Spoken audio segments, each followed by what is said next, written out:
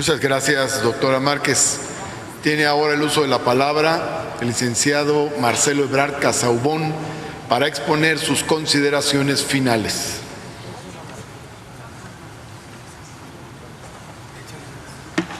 Más fácil. Muchas gracias. Gracias, señor presidente. Señoras, señores, ofrezco ser breve, pero referirme a los puntos medulares que se han planteado. Bueno, el primer tema es el famoso documento. Bueno, decirles que en el informe que envié, pero desde el lunes en la conferencia de prensa, referimos con todo detalle el mismo texto. Aquí está. Esto se entregó al Senado de la República en el informe que enviamos. ¿Cuál es el alcance de ese documento? Bueno, ese documento no puede ir más allá de las atribuciones legales que tenemos, y por eso lo firmó el consejero jurídico adjunto. Se fijó un plazo. ¿Y qué sería el efecto si no tenemos éxito? Simplemente para aclarar, pues regresamos a un escenario. Nosotros pensamos, si no tuviésemos éxito, entonces regresas a un escenario de tarifa unilateral. Es lo que ocurriría. Entonces, ¿qué es lo que se plantea?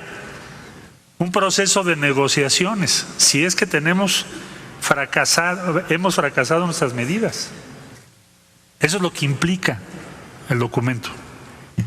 Yo quiero explicárselos a ustedes porque eso fue el sentido que nos animó a tomar esa decisión en esas, que serán 45 minutos que se abrió esa ventana de oportunidad para hacer ese documento. No voy más allá porque quizá no convenga hacer otras reflexiones por el punto que nos encontramos de este proceso.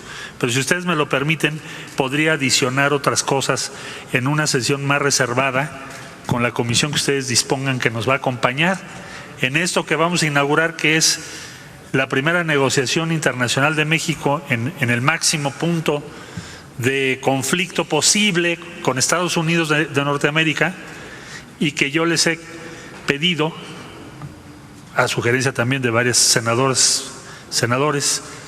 que les he pedido que la conformemos. Ahí podríamos compartir mucho de lo que quizá en este momento no debiera yo decir en la tribuna.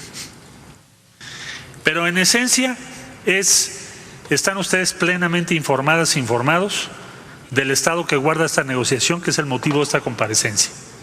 Todo lo que ha ocurrido está aquí, o ha sido dicho aquí, o ha sido entregado el día de hoy.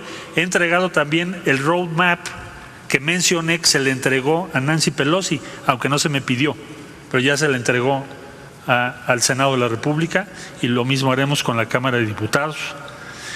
También estamos en la disposición de entregar cualquier otro material que ustedes necesiten. Segundo, sobre las causas de esto. ¿Por qué es esto? ¿Puede atribuirse a los errores de este gobierno? Como se ha dicho, me parece que es un exceso y que no se compadece de la realidad.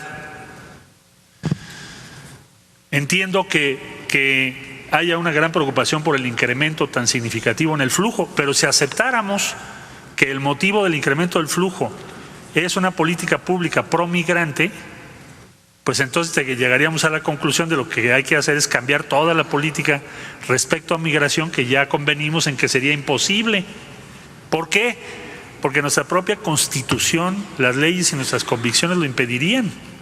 México fue el principal promovente del Pacto Mundial por la Migración segura, ordenada y regular, junto con Suiza. Suiza se retiró por la presión norteamericana. No fue el promotor, no el país, sino el promotor suizo que había acompañado al promotor mexicano. Entonces, nosotros no podríamos cambiar la forma de ver la migración. Nadie está proponiendo que se prohíba ser migrante. Le decía yo al diputado Muñoz Ledo, ahora que veníamos hacia acá, que estábamos haciendo una migración política, los dos caminando hacia acá, hacia el recinto, y sería impensable que México de pronto se convierta en un país en donde no se pueda migrar. Entonces no se propone eso. Yo quisiera eso dejarlo muy claro. Tenemos que construir algo complejo, que es cómo regulamos un flujo que nos ha tomado por sorpresa y cuyas causas, creo yo, firmemente son más profundas. Tienen que ver con la creación, lo que ha sido la expansión del impacto del cambio climático en América Central, tiene que ver con la caída de los precios, por ejemplo, del café, tiene que ver con los fenómenos de concentración del ingreso. Son muchos procesos. Quizá, si ustedes me permiten, convendría entregarle al Senado de la República y a la Cámara de Diputados para ese propósito todo el estudio y el plan que se hizo con la CEPAL, porque responde a esa pregunta. Esto se trabajó para eso. Y sí pensaría yo que es muy importante que Senado y Cámara de Diputados lo tengan, porque esta es la guía, la brújula que México se ha comprometido a impulsar y que Estados Unidos dice en la declaración conjunta que se compromete a liderar. México no pidió por sí. Hay otros problemas, tenemos muchos temas con Estados Unidos. No se puede sintetizar la relación México-Estados Unidos a la declaración conjunta que hicimos el día viernes. El día viernes lo que pretendimos fue lo opuesto, situar lo migratorio separado de lo demás, en lo migratorio. No quisimos resolver toda la relación porque eso pondría a México en una vulnerabilidad absoluta. No admitimos eso. Tenemos muchos otros acuerdos de cooperación. El martes mismo hubo una reunión muy importante en materia de seguridad. Hay muchos temas. Armas, ahí se trató, por cierto. Con toda razón se planteó que en la tribuna que debía tratarse. Es una gran preocupación de México. ¿Pero qué exigió México? Además de que no nos impusieran las tarifas el lunes 10 de junio, o que se tenga un plazo para llegar a un acuerdo.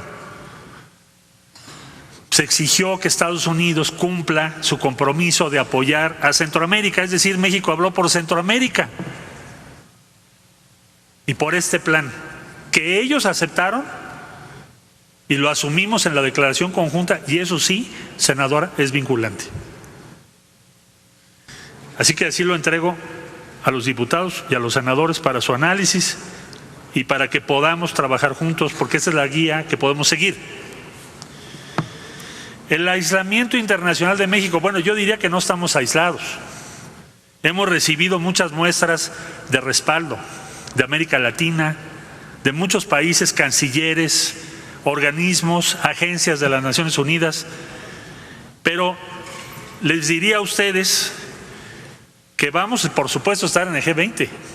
Yo tengo que ir al G20, es mi responsabilidad representar a México, y vamos a presentar un documento a consideración del grupo respecto al asunto que nos ocupa y también a lo que México propone. Esencialmente, que dejen de hacer ojos cerrados a la crisis que tenemos en Centroamérica y a la inmensa importancia del flujo migratorio y la regulación del flujo migratorio y los apoyos necesarios para esto que hemos venido conversando el día de hoy, que es un flujo inmenso.